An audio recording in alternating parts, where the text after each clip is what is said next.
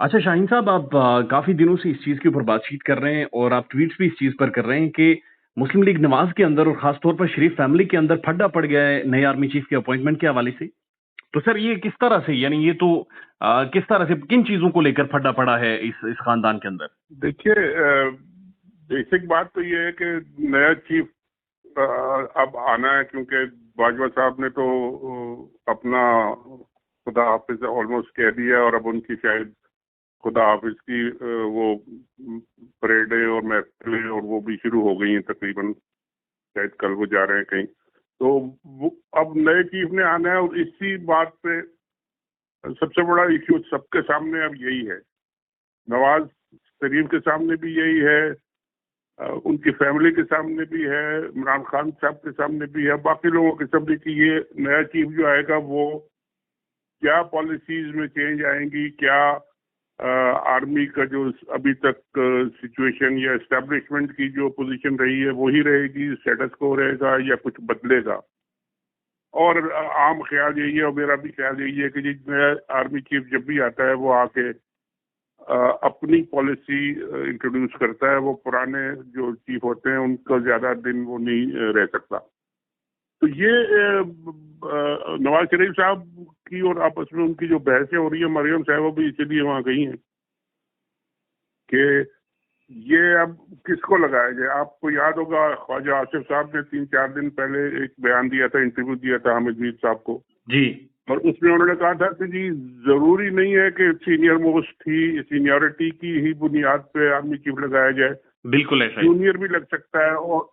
और बल्कि यहाँ तक उन्होंने तो कह दिया था कि जूनियर नहीं बल्कि किसी भी लेफ्टिनेंट जनरल को आप बना के लगा सकते हैं। हम ये नहीं, ये वो वाली बात है जो नवाज शरीफ ने आपको याद हो 12 अक्टूबर को की थी, जब जनरल मुशर्रफ साहब हवा में थे, जी, जी। और उन्होंने यही कोशिश की थी। तो वो उसका नतीजा उन्होंने भुगत लिया। अब वो दोबारा इस तरह की सोच रख रहे हैं, और ज़ाहिर ख्वाजा आज़म साहब नवाज शरीफ की बात की ही जो बात है उनको आगे बढ़ा रहे हैं। तो शहबाज शरीफ साहब मेरा ख्याल है ये नहीं चाहते, वो चाहते हैं कि जी मिल मिला के कोई अपना बंदा यहाँ पे रख लें जो कि बस ठीक हो। इस तरह ना हो कि जी बहुत बड़ा एक फिर एक प्रॉब्लम खड़ा हो जाए कि जी 6-7वें सीनियोरिटी के लोग किसी बंदे को आप लगा दें और ऊपर के 5-6 जो जनरल हैं उनको आप घर भेज दें, तो ये बड़ा मुश्किल होगा। अच्छा नहीं शाहीन तो साहब, इसकी बेसिस जी जी जी, कंप्लीट कर लें प्लीज। तो इसकी बेसिस पे ये डिस्कशन चल रहे हैं, और अभी देखना यही है कि जी मेरा अब लेटेस्ट जो मेरी इंफॉर्मेशन है वो यही है कि जी एक बंदे पे तकरीबन इत्तेफाक हो गया एक नवाज की फैमिली में, और जनरल बाजवा साहब भी शायद उसमें मुत्तफिक हैं, और उनकी फैमिली से भी उनके रिलेशंस हैं एक तरह से। तो वो बस इमरान खान साहब अब उस पर इत्तेफाक करते हैं नहीं करते, नहीं, क्योंकि आप उनका आपकी शाहीन साहब सुने ना, आप सर आपकी खबर के मुताबिक जिस बंदे पर इत्तेफाक हुआ है वो सीनियरिटी प्रिंसिपल को सामने रखते हुए, मेरिट को सामने रखते हुए हुआ है, या फिर शरीफ फैमिली से जिस तरह से आप कह रहे हैं कि उनके मुरासिम भी हैं? जी जी नहीं, सीनियरिटी को ही रखते हुए हुआ, क्योंकि ये तो अब फौज में ये एक तकरीबन फैसला हो चुका है उनका कि जी हमने अब सीनियरिटी को और मेरिट दोनों को मिला के रखना है। वो हमने यानी अब ये 5वें 6ठे वाली बात जो है ना, वो अब फौज को भी एक्सेप्टेबल नहीं है अब। अच्छा। तो वो उनकी सीनियरिटी पे जो जो आते हैं जनरल साहब, उन्हीं पे तकरीबन नवाज शरीफ साहब पहले एग्री नहीं कर रहे थे, लेकिन अब लगता है कि वो कर गए हैं, क्योंकि बीच में लोग पड़े हैं कुछ। और तो वो इमरान खान साहब का अब उनसे थोड़ा सा एक पॉइंट अभी रह गया है, क्योंकि मैं नाम ले सकता हूँ, अगर आप दे सकते हैं मुझे कोई हर्ज नहीं है। आसिम मुनीर साहब की बात कर रहे हैं आप? बिल्कुल आसिम मुनीर साहब की बात कर रहा हूँ मैं, और उनके बारे में इमरान खान साहब का कुछ रिजर्वेशन ये, क्योंकि वो ISI के चीफ थे जब इमरान खान साहब थे जी। और जब वो कुछ अपनी फाइल लेके सुना है कि गए थे इमरान खान साहब के पास, कुछ उनके जो दोस्त और फैमिली की फाइल थी कि जी ये देखें ये हो रहा है, इसको जरा आप चेक करें। तो इमरान खान साहब को अच्छा नहीं लगा था, और उन्होंने जनरल बाजवा से कह के उनको हटवा दिया था। जी। तो अब ये कि उनका नाम टॉप पे है, और वो मगर उनके साथ जो प्रॉब्लम है एक दो वो ऐसे हैं कि फौज को हल करने पड़ेंगे। वो इसलिए कि ये कोई लॉन्ग कोर्स के ग्रेजुएट या जिसे पासिंग आउट जो होती है, लॉन्ग कोर्स जो होता है इनका फौज का 2-2.5 साल का, उसके ग्रेजुएट नहीं है ये। और ये शॉर्ट कोर्स एक होता है, उसके 6 महीने का कोर्स होता है जिसे OTS कहते हैं। उसमें भी बड़े अच्छे अच्छे ऑफिसर्स आए हैं पाकिस्तानी फौज में। तो ये जनरल आसिम मुनीर साहब भी OTS के हैं, मगर आज तक OTS का मैंने सुना ये है कि कोई चीफ नहीं बना है। अच्छा, तो अगर शाहीन साहब एक इस चीज पर भी बराए मेहरबानी नजर डालें कि क्या पाकिस्तान के अंदर रिजीम चेंज करके जो NRO 2 देना था उसकी तकमील हो गई है? NRO 2 कंप्लीट हो गया है? देखिए, वो तो ऑलमोस्ट तो हो ही गया। अब उसमें क्या रह गया? मरियम भी चली गई, इनके शहबाज साहब के भी केसेस अगर कोई रह गए हैं वो तो अदालतों में मेरा ख्याल है कि वो, लेकिन सर वो प्रोसेस रिवर्स नहीं होगा, उसकी श्योरिटी कौन देगा, उसकी यकीन दहानी कौन देगा? नहीं, रिवर्स तो देखिए हर चीज हो सकती है पाकिस्तान में। ये तो कानून चेंज हुआ है नैब का, तो फिर ये सारे इनको रिलीफ मिले हैं। अब अगर इमरान खान साहब जो कहते हैं, और लगता भी ये है कि जी वो दोबारा अगर आएंगे तो मेजॉरिटी के साथ उनको मिलेगी तो गवर्नमेंट में आएंगे, वरना वो गवर्नमेंट नहीं लेंगे, ये उनका स्टेटेड पोजीशन है। अब इस पोजीशन में अगर गवर्नमेंट उनको लेते हैं वो, और अच्छी इनकी मेजॉरिटी होती है, तो वो ये नैब के लॉज या कोई और दूसरे लॉज ये जिस वक्त चाहे वो चेंज कर सकते हैं। और इसमें कोई ये केसेस दोबारा सारे के सारे शुरू हो सकते हैं। और अब डिपेंड ये करेगा कि जी कितनी आपकी इकोनॉमिक पोजीशन क्या है, कहाँ खड़े हैं आप, फौज के साथ आप झगड़ा करके खड़े हैं या सब एक साथ चल रहे हैं, आप अफोर्ड कर सकते हैं कि नहीं कर सकते ये सारी लड़ाई, या उनको काम करने दिया जाएगा और उनसे कहा जाएगा कि जी पुराने किस्सों को छोड़ो, नए किस्सों को लाओ, जो भी अब होगा। लेकिन ये कि एक पावरफुल प्राइम मिनिस्टर अगर आएगा और अपनी स्ट्रेंथ पे आएगा, यानी अपने खुद लड़के आएगा, किसी क्रैचेस के साथ नहीं आएगा, किसी आम ISI या इंजीनियरिंग या इलेक्शन कमीशन या इन सारी चीजों की हेल्प से नहीं आएगा, खुद आएगा, तो वो पावरफुल इतना होगा कि वो फिर ये सब चीजें दोबारा शुरू भी कर सके। कोई इसमें प्रॉब्लम उनको नहीं है। एंड ही अंडरस्टैंड दिस कि जी मुझे कोई फिक्र नहीं, जो भी आ जाए मेरे साथ अगर लोग हैं तो मैं ठीक कर लूंगा सबको। अच्छा शाहीन साहब, आपकी क्या मालूमात है कि इमरान खान की बैकडोर एस्टेब्लिशमेंट के साथ कोई राब्ते डिस्कशन हो रही है इस वक्त?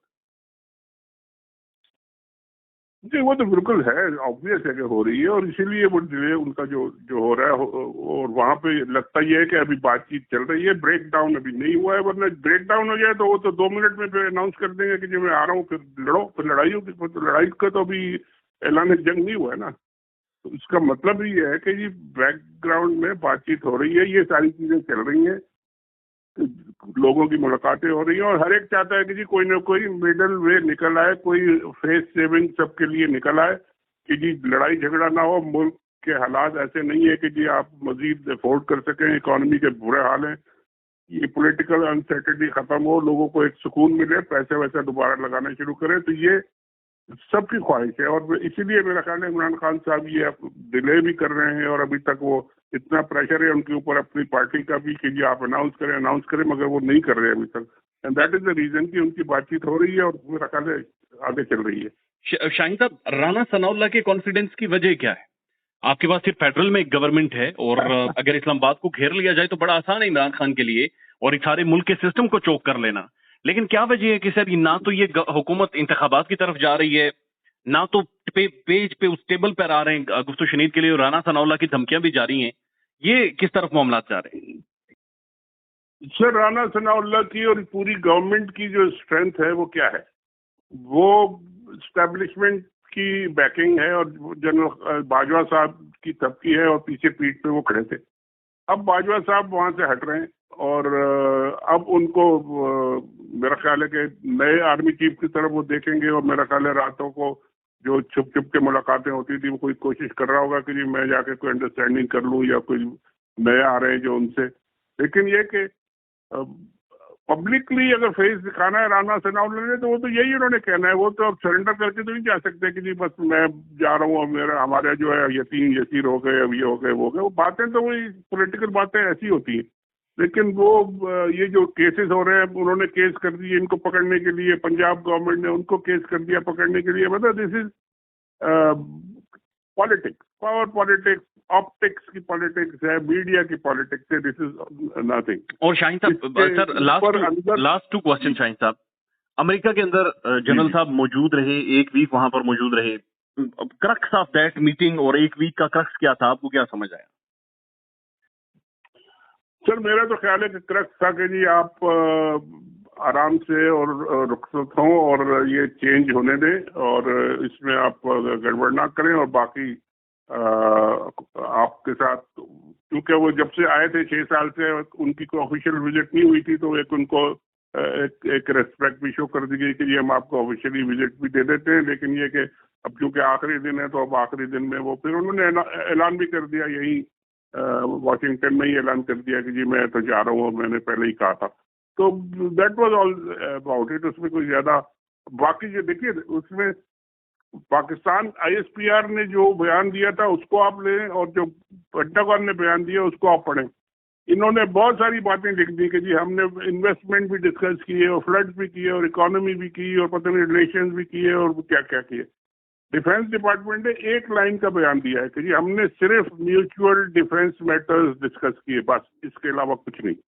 तो there the whole thing was open कि जी ये अपनी पॉलिटिक्स उसमें खेल रहे थे कि जी मैं पूरी इकोनॉमी को ठीक करने हर एक अपना पाकिस्तान का केस लेकर लड़ रहा था।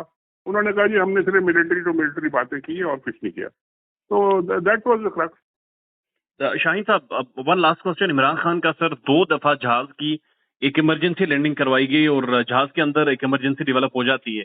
सर ये सिर्फ इत्तेफाक है या there is something fishy in it? Sir ये तो कहना बड़ा मुश्किल है। फिशी तो देखिए, जो पायलट्स होते हैं, जो इंजीनियर चलाने वाले होते हैं, उनकी लाइफ भी तो एट स्टेक होती है। अगर उनको पता हो कि जी कोई गड़बड़ है तो वो तो जहाज में बैठेंगे ही नहीं। लेकिन पाकिस्तान में सर कुछ भी हो सकता है, कुछ नहीं कहना चाहिए। इमरान खान साहब को जरा केयरफुल रहना चाहिए और ज्यादा एक्सपोज अपने आप को नहीं करना चाहिए। बाकी अल्लाह मालिक। शाहीन साहब जो पाकिस्तान के अंदर सूरत हाल थी, साफियों के साथ किसी भी बंदे को धमकी आ जाती थी, फोन कॉल आ जाती थी, वैसे जो एक खौफ एक खौफ था इस्लामाबाद के अंदर या पाकिस्तान के मीडिया के अंदर, पाकिस्तान की सहाफत के अंदर, आप समझ रहे हैं कि वो खौफ अब छट रहा है, कम हो रहा है या मजीद बढ़ेगा आने वाले टाइम में? नहीं, वो मेरा ख्याल है पूरा सिचुएशन ही चेंज होगी, पॉलिटिकल सिचुएशन चेंज होगी तो वो भी चेंज होगा, क्योंकि वो तो प्रीवियस रेजीम आप कह लें या आर्मी की लीडरशिप के साथ एसोसिएटेड सारा कुछ है ना। और वो नई लीडरशिप बिल्कुल भी, मैं कई दफा ये कह भी चुका हूँ, लिख भी चुका हूँ कि जी नई लीडरशिप पुराना बैगेज लेके नहीं उठाएगी, नहीं, उनको अफोर्ड ही नहीं कर सकते। वो अपना नया सिस्टम, नई एक बसात बिछाएंगे या नई अपनी अंडरस्टैंडिंग डेवलप करेंगे।